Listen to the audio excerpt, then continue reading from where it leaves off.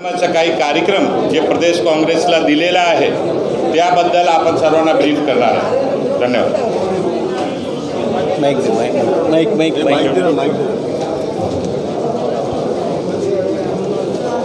Friends, आज हमारा Maharashtra Pradesh Congress committee का फर्स्ट पार्लियामेंट्री बोर्ड का मीटिंग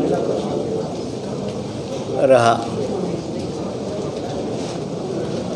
और Congress president Shrimati Sonia Gandhi ji with the appointment of Nana Patole ji as President of Maharashtra Pradesh Congress Committee has also appointed a parliamentary board. The parliamentary board met, discussed about the political situation prevailing in Maharashtra. We have also discussed about the governance of Mahavikas Aghadi government. Lot of programs, pro-people program for exploited, deprived, backward classes, scheduled castes were all discussed, and it was impressed on the ministers of our Congress party who are in Mahavikas Aghadi government that they should make all possible thrust to get them implemented, and proper planning is made, programs are implemented, money is released, and ultimately the benefit reaches the people at large, particularly those who are deprived. The parliamentary board also discussed about how we should go about in local body elections. It was a detailed, cordial but serious discussion. वो बहुत serious discussion भी था.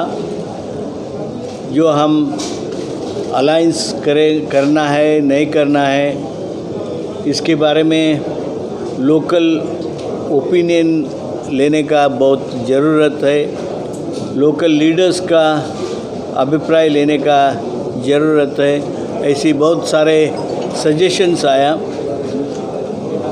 Congress president mister Nana Patole will make a detailed statement on that. I am very happy to inform you all, friends, the AICC, which has given a program by name Sankalpa, we have resolved today it is time to make Sankalpa to dedicate ourselves to bring back the glory of the Congress party in Maharashtra. AICC has given 6 months program to a new team headed by Nana Patole. Particularly in this, the Nana's love and also his commitment for farmers and the central government's anti-farmers laws, etc. It is the need of the hour that we go near to farmers and also take up their issues to make Government of India open their eyes, thereby withdraw the 3 draconian laws which are anti-farmer laws. And AICC suggests him that he will have one day वास्तव्य with किसान्स, किसान के साथ एक दिन गांव में वास्तव करने का programme very specifically we have suggested. And apart from that, there is 6 months program which will be given to the new team. And this particular program, what we have given to the new team is to organize the party bottom to top, not only just organizing at the level of state level or sometimes go up to district level, stop, no.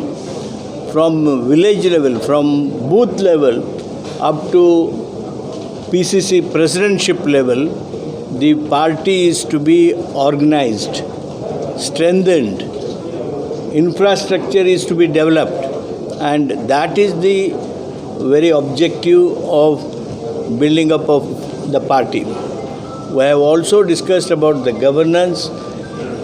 Lot of issues were brought to the notice of honorable ministers. CLP leader has also assured that some of the issues which are very important will be brought to the notice of Chief Minister, and remedial actions, corrective actions will be taken in days to come.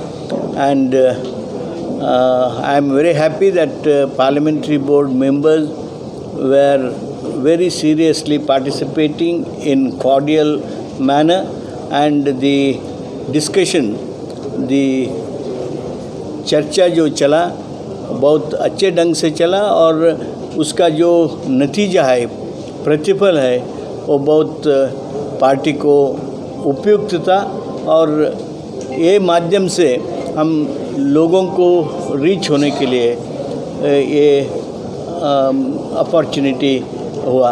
I thank all parliamentary board members. I also compliment them for the constructive discussion that they have made. Thank you.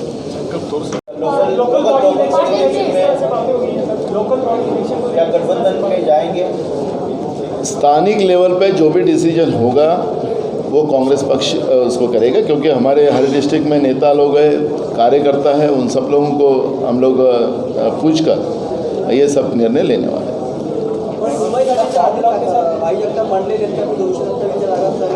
बिलकुल आहे ना, तर त्यांनी ते बरोबर. साहेब असेल ना तुमच्याकडे?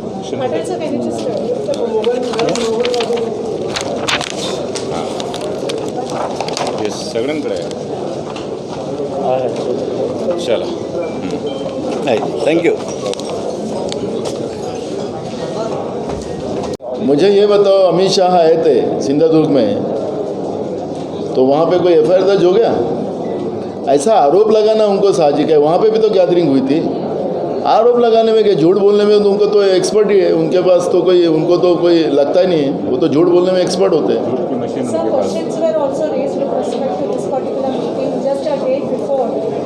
Less than 50.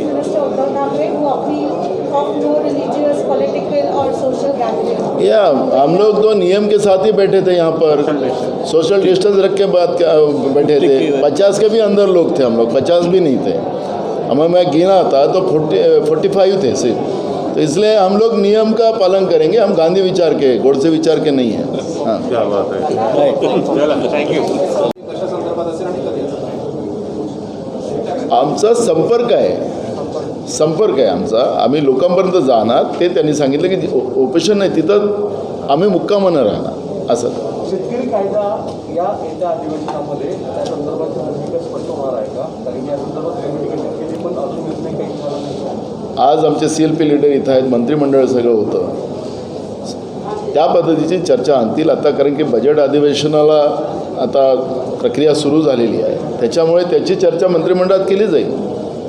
वैधानिक विकास महामंडळ जे आहे, काही दिवसांपूर्वी भाजपने मागणी केली होती, त्यामुळे कुठेतरी जो निधी किंवा जे नाही, भाजपला तर वैज्ञानिक मंडळाच्या बद्दल चर्चा करायचा अधिकार नाही असं मी म्हणेन. कारण की तुम्ही मुख्यमंत्री होतात, तुम्हीच अर्थमंत्री होतात विदर्भातले, आणि त्यावेळेस तुम्ही काय केलं नेमकं ते तरी जनतेला हिशोब सांगा ना. काँग्रेसनीच वैज्ञानिक मंडळं आणली, काँग्रेसनीच भूमिका मांडली त्या काळामध्ये की महाराष्ट्राचा सर्वांगीण विकास सगळीकडे झाला पाहिजे, कुठल्या एका भागाचा विकास होता कामा नये, ही काँग्रेसची भूमिका होती. आणि म्हणून त्या पद्धतीचं लोकसभेमध्येही त्या पद्धतीचं घटनात्मक दुरुस्ती केली गेली आणि त्या पद्धतीचा विकास होतो आहे. आता यांनी सत्तेत असताना काय केलं ते तर लोकांना सांगा ना. आरोप लावायला त्यांना सोपं आहे. हिंदी में जानना चाहेंगे पार्लियामेंट्री बोर्ड की क्या प्रदेश अध्यक्ष भाई जगताप आहेत. मुंबईचे जेवढे जिल्हे आहेत त्या जिल्ह्यातल्या सगळ्या कार्यकर्त्यांशी नेत्याशी त्यांनी चर्चा केली आणि चर्चेच्या आधारावर त्यांनी म्हणाले की आम्ही सोबळावर लढू. बरोबर. संजय राठोड प्रकरणामध्ये पूर्ण महाविकास आघाडी सरकार बदनाम होण्याच्या परिस्थिती गेले 15 दिवसापासून ते गायब होते. आज ते समोर आले. तिथली शक्ती प्रदर्शन, तिथला गोंधळ, एवढ्या कोरोना परिस्थितीमध्ये असलेला लोकांचा एकत्र येणं, मुख्यमंत्री एकदा बोलतात की आम्ही कारवाई करून संकेत दिलेले, पण वस्तुस्थिती काही उत्तरं. बघा, आम्ही तुम्हाला वारंवार काँग्रेसच्या वतीनं सांगतो आहे, संजय राठोडच्या प्रकरणामध्ये जे काही आहे ते मीडिया ट्रायल सुरू आहे. अजूनही कुठलाही FIR त्याच्या परिवारातल्या त्या पूजा चव्हाणच्या परिवाराच्या लोकांनी केलेला नाही. आमचं आजही मत आहे की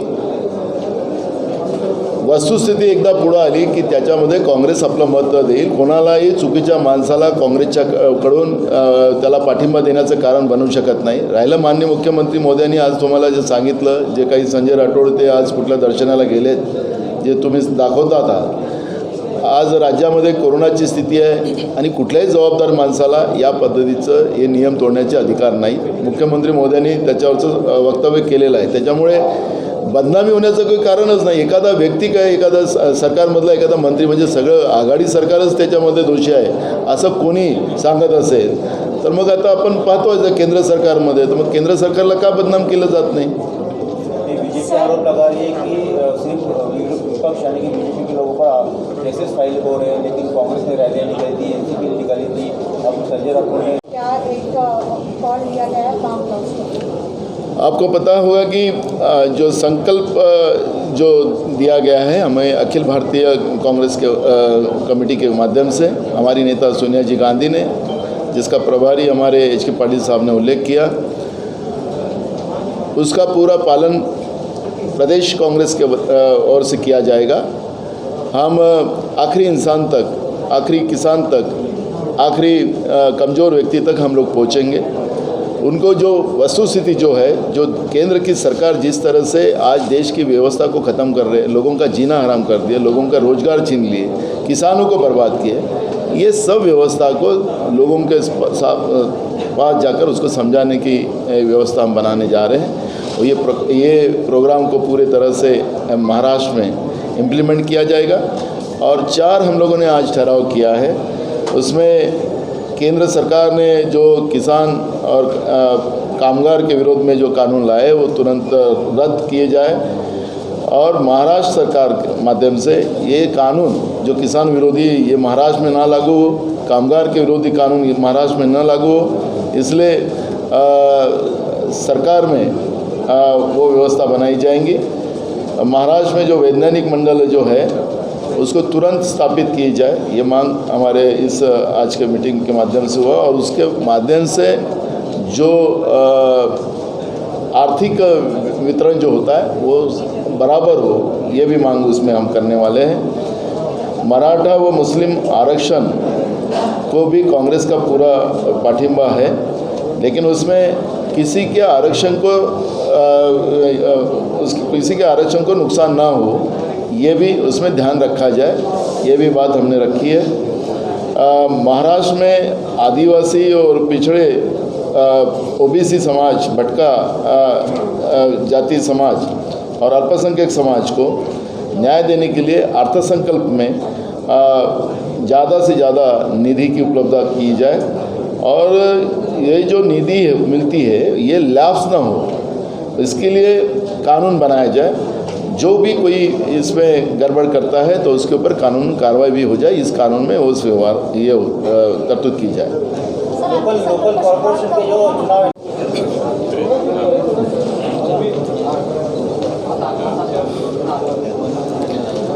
AICC ने दिलेले संकल्प महाराष्ट्र प्रदेश काँग्रेसच्या वतीनं जो येत्या 6 महिन्याचा जो प्रोग्राम दिलेला आहे त्याला कोरोनाची स्थिती सुधारल्यानंतर तातडीने त्याला सुरू केली जाईल आणि पूर्ण त्याला अंमलबजावणी करून काँग्रेसचा विचार तळागाळापर्यंत पोहोचवण्याचं काम आमची सगळी टीम करेल. अशा पद्धतीचं प्लॅनिंग आम्ही केलेलं आहे. त्याच्याबद्दलचं आदरणीय एच के पाटील साहेबांनी आपल्याला सांगितलेलं आहे. त्याचप्रमाणे आम्ही इथं जवळपास 4 ठराव आम्ही केलेले आहेत. त्याच्यामध्ये केंद्र सरकारने शेतकरी कामगार विरोधी जे कायदे केलेले आहेत ते रद्द करावेत आणि महाराष्ट्रामध्ये शेतकरी कामगार कायदे लागू करू नयेत व शेतकऱ्यांसाठी नवीन आवश्यक कायदा आणि कामगारांसाठी आवश्यक कायदा करावा अशा पद्धतीचं रिझोल्युशन आज आम्ही या ठिकाणी केलेलं आहे. वैज्ञानिक मंडळ त्वरित स्थापन करावे दुसरं आणि विभाग निहाय त्याला त्यांची जे निधी आहे त्याचं वाटप झालं पाहिजे ही मागणी आम्ही करतो आहे. मराठा व मुस्लिम आरक्षणात काँग्रेसचा पूर्ण पाठिंबा देण्यात येत आहे. कुठल्याही अन्य आरक्षणाला धक्का न देता मराठा आणि मुस्लिम समाजास आरक्षण मिळाले पाहिजे असाही एक ठराव आम्ही पारित केलेला आहे. महाराष्ट्रातील आदिवासी मागासवर्गीय समाज OBC भटक्या जाती अल्पसंख्याक समाजास न्याय देण्यासाठी अर्थसंकल्पात भरीव तरतूद करण्यात यावी आणि तरतूद लॅप्स होऊ नये म्हणून कायदा करण्यात यावा अशा पद्धतीचे 4 ठराव आज आम्ही या ठिकाणी पारित केलेले आहेत. आज तुम्ही आढावा घेतला आहे त्यामध्ये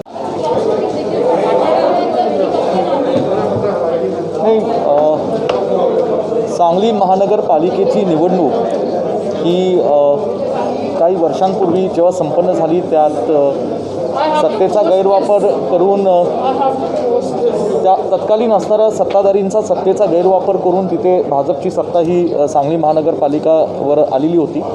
लोकांनी एक विश्वासही त्यांच्यावर दाखवला होता. परंतु गेल्या 2.5 वर्षात जे काही सांगली महानगरपालिकेत भाजपच्या सत्ताधारी नगरसेवकांकडनं तिथल्या पदाधिकाऱ्यांकडनं जो कारभार झालेला आहे त्याच्यावर सांगलीची जनता ही प्रचंड मोठ्या प्रमाणात नाखुश राहिलेली आहे आणि तीव्र नाराजगी ही नगरसेवकांची सुद्धा ही सांगली महानगरपालिकेच्या तिथल्या नेत्यांवर आणि तिथल्या सत्ताधारी पदाधिकाऱ्यांवर राहिलेली होती. अशा परिस्थितीत विद्यमान भाजपचे अनेक नगरसेवक हे काँग्रेस आणि राष्ट्रवादी दोन्ही पक्षांच्या संपर्कात होते आणि गेल्या वर्षभरात महाविकास आघाडी सरकारने जी काही सर्वसामान्य लोकांचे प्रश्न सोडवण्याच्या दृष्टीने सकारात्मक पावलं उचललेली माननीय मुख्यमंत्री उद्धवजी ठाकरे साहेब असतील, आदरणीय बाळासाहेब थोरात, आदरणीय अजितदादांच्या नेतृत्वाखाली आणि त्यात कोरोनामध्ये सुद्धा आदरणीय जयंतराव पाटील साहेब आणि आम्ही सर्वांनी जे काही काम केलं हे सगळं पाहता काही नगरसेवकांनी आज या ठिकाणी भाजपच्या सत्ताधारी प्रशासनाच्या विरोधात मतदान करण्याचा निर्णय घेतलेला आहे.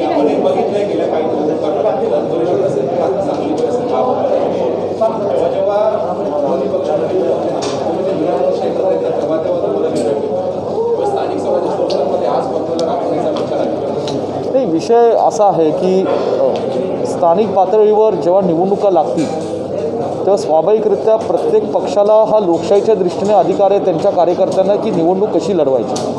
पक्ष स्वतंत्र ही निवडणूक लढवू शकतात आणि प्रसंगाला लोकांच्या आणि तिथल्या स्थानिक पक्षांच्या कार्यकर्त्यांच्या भावना समजून घेऊन काही ठिकाणी आघाडीसुद्धा होऊ शकते.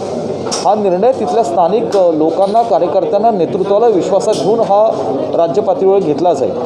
पण अशा परिस्थितीत जे काही आज तिथे सांगलीच्या बाबतीत मी एवढंच म्हणेन की तिथलं सांगली शहरातली सर्वसामान्य जनता ही सांगली महानगरपालिकेत भाजपच्या माध्यमातून जो कारभार चालू होता त्याच्यावर प्रचंड नाखुश होती, नाराज होते. नगरसेवक त्यांचे नाराज होते आणि आत्ता फक्त काही नगरसेवकांनी आज एक भूमिका वेगळी घेतलेली आहे. येणाऱ्या दिवसात भाजपचे अनेक नगरसेवक काँग्रेस राष्ट्रवादीच्या संपर्कात आहेत आणि ते सुद्धा भूमिका घेतील असा माझा विश्वास आहे. पण तुम्ही आता आरोप करताय की तत्कालीन परिस्थितीमध्ये भाजपाने सत्तेचा वापर केला.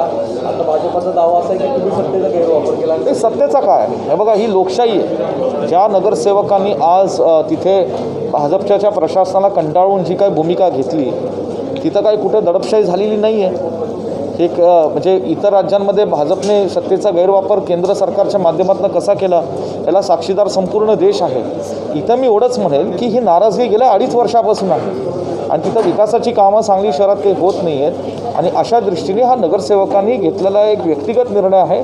जसं स्वागत काँग्रेस राष्ट्रवादी आणि महाविकास आघाडीचे घटक पक्ष म्हणून आम्ही करत आहोत. असे अनेक भाजपचे नगरसेवक संपर्कात आहेत. येणाऱ्या काळात निर्णय थँक्यू. सांगितलं की स्थानिक पातळीवर जी काही स्थिती त्या ठिकाणी निर्माण होईल त्या पद्धतीचे निर्णय स्थानिक नेते आणि कार्यकर्त्यांना विश्वासात घेऊन केला जाईल. कमी होणार आहे कारण आता 5 महापालिका ज्या आहेत त्यांची निवडणूक कधी लागू शकते त्या संदर्भात झालं ना, तुम्हाला सांगितलं की निर्णयाचा भाग आहे की स्थानिक पातळीवरच निर्णय घेतले जाणार आणि मग त्या पद्धतीचे निर्णयाला पुढं आम्ही करू. अलायन्स करताना तुम्ही सांगताय की आता मराठाबरोबर मुस्लिम आरक्षणाचा मुद्दा असेल या संदर्भात आपले मित्र पक्ष कारण की सरकार हा तिघांचा आहे काय विधान भवनमध्ये यापूर्वी काँग्रेस पक्षाचे सरकार होतं त्यावेळेस दिलं गेलं नंतर सत्तांतर झाल्यावर शिवसेना त्याला अडकून राहिली. आता तुम्ही जो ठराव पास केला तो अधिवेशनामध्ये मांडला जाईल मुस्लिम आरक्षणाचा. बघा, मंत्रिमंडळाच्या बैठकीमध्ये यावर चर्चा केली जाईल. काँग्रेसच्या वतीने ही भूमिका मांडली जाणार आहे आणि मंत्रिमंडळात डिस्कशन करून की काँग्रेसची भूमिका आहे आणि काँग्रेसची भूमिका आम्ही लोकांनी मांडलेली आहे. पण हा प्रोग्रामचा भाग आहे का कॉमन मिनिमम प्रोग्रामचा अर्थच तो होतो की सगळ्या स्तरातल्या सगळ्या समाजाला न्याय मिळण्यासाठी त्या पद्धतीची भूमिका घेतलेली होती. त्यालाच कॉमन मिनिमम प्रोग्राम म्हणतात. आहे ना, आहे. संकल्प जो तुम्ही लागू करणार आहात पक्षाच्या विस्तारासाठी संकल्पाचं काय पुढचं धोरण असणार आहे याची तुम्ही आमचा संकल्प जो आहे की त्याला आता तालुका पातळीपर्यंत गाव पातळीपर्यंत जसं सांगितलं प्रभारी साहेबांनी की काही गावामध्ये मी स्वतः मुक्कामानं राहणार, आमचे पदाधिकारी मुक्कामानं राहणार, शेतकऱ्यांबरोबर राहणार, त्यांच्या समस्या जाणून घेणार, कामगारांच्या समस्या जाणून घेणार आणि तळागाळापर्यंत काँग्रेस या देशामध्ये सत्तेत असताना राज्यात सत्तेत असताना शेतकऱ्यांना काय मिळालं. कारण की आता आपण पाहिलं की मोबाईल कोणी आणला असं विचारलं तर ते दुसऱ्याचं नाव सांगतात. हे राजीव गांधीने आणलं हे आता नवीन पिढीला माहीतच नाही. काँग्रेसने या देशासाठी नेमकं काय केलं. आता सांगितलं की डिझेल पेट्रोलचे भाव वाढले, प्रधानमंत्री सांगतात की काँग्रेसमुळे वाढले. म्हणजे सांगायचं तात्पर्य की आता त्यांनी काय बोलावं आणि लोकांनी काय ऐकावं हाही भाग आता या ठिकाणी ठरलेला आहे आणि म्हणून आमचा प्रयत्न राहणार आहे की आम्ही स्वतः लोकांपर्यंत जाणार आणि लोकांमध्ये जी काही मीडियाच्या आणि त्यांच्या व्यवस्थेच्या माध्यमातून जे काही पसरवलं जातं ते कसं खोटं आहे आणि वस्तुस्थिती काय हे आम्ही त्यापर्यंत पोहोचवण्याचा प्रयत्न करणार. कारण की आता 3 कृषी कायदे जे केंद्राने आणलेले आहेत त्या कायद्यामध्ये आपण पाहिलं असेल की ते शेतकऱ्याला संपवायला निघालेत. ते कायदे मध्यम आणि सामान्य माणसाला संपवायला निघालेत. पण त्यांना सपोर्ट ज्या पद्धतीनं केंद्र सरकार करते त्यांचे लोक करतात. या कायद्यामुळे देश कसा बर्बाद होणार आहे याची वस्तुस्थिती आम्ही लोकांपर्यंत मांडणार आणि म्हणून जे आपल्याला सांगितलं की जे संकल्प जो प्रोग्राम आम्हाला अखिल भारतीय काँग्रेसने दिलेला आहे त्या महाराष्ट्र प्रदेश काँग्रेस त्याला राबवेल आणि शेवटच्या लोकांपर्यंत पोहोचून त्याला वस्तुस्थिती जी काही आज दिशाभूल करण्याचं काम केंद्र सरकारच्या वतीनं केलं जाते त्याची स्पष्टता आम्ही सांगणार. बिलकुल